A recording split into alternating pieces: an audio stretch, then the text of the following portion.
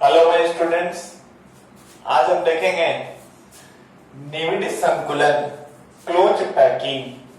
तो इसमें जैसा कि हम जानते हैं कि बर्फ अगर क्रिस्टलीय ठोस है लेकिन बहुत कमजोर होता है, बर्फ को दाबने पर तुरंत टूट जाता है।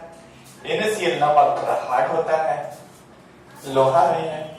तो सब में अपव्ययी कण आपस में क्लोजली पैक्ड होते हैं, यानी कि निविड संकुलित होते हैं। निविड संकुलन का मतलब होता है कि अपव्ययी कण एक दूसरे से निकटतम दूरी में सजे होते हैं, नजदीक नजदीक सजे होते हैं। आप देखेंगे कि बर्फ में अपव्ययी कण चूंकि थोड़ा दूर दूर है, इसीलिए बर्फ का क्रिस्टल कमजोर होता है।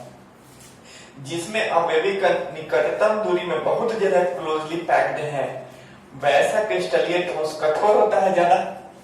तो देखेंगे कि क्यों कोई क्रिस्टलीय ठोस ज्यादा कठोर है या कम कठोर है, कमजोर है या बहुत ही हार्ड है। तो ये सब हमको कैसे पता चलेगा? क्लोज पैकिंग यानी कि निविड संकुलन के अध्ययन से। निविड संकुलन क्या है?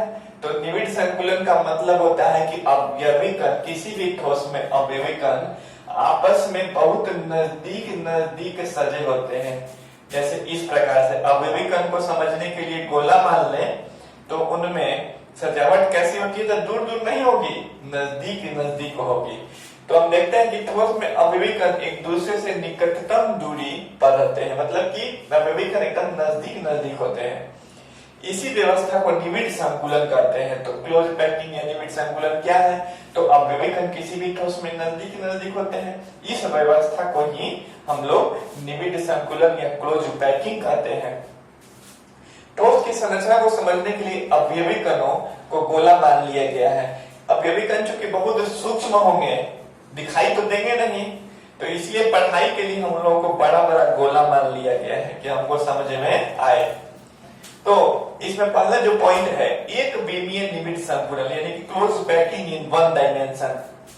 वन डायमेंशन मतलब जैसे कि एक डायमेंशन से लंबाई हो गया, टू डायमेंशन मतलब लंबाई चौड़ाई हो, और थ्री डायमेंशन से लंबाई चौड़ाई और ऊंचाई।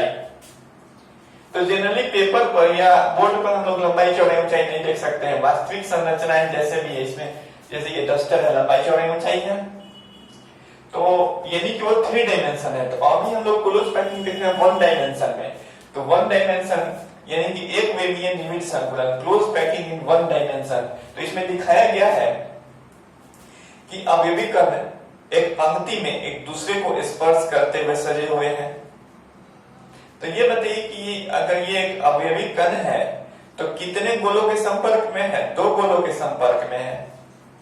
वन डायमेंशन में अवयवी कण कितने गोलों के संपर्क में होता है? जैसे अगर इसको माना जाए तो ये भी दो गोलों के संपर्क में है। इस तरह से वन डायमेंशन में हम लोग एक पंक्ति में अवयवी कणों को एक दूसरे को स्पर्श करते हुए दिखा सकते हैं। तो अभी हम लोग देखे हैं close packing in one dimension, एक विमीय निविड संकुलन, close packing in one dimension, जिसमें अवयवी कण एक पंक्ति में सजे हुए हैं एक दूसरे को स्पर्श करते हुए, और प्रत्येक गोला दो गोलों के संपर्क में है। अब इसके आगे हम लोग टू डायमेंशन पढ़ेंगे और उसके बाद थ्री डायमेंशन पढ़ेंगे। तो कोई भी वास्तविक संरचना, जैसे आप बर्फ ले लें या NaCl ले लें, कोई भी वास्तविक संरचना थ्री डायमेंशन में होती है, उसका मुख्य रूप से हमें अध्ययन करना है।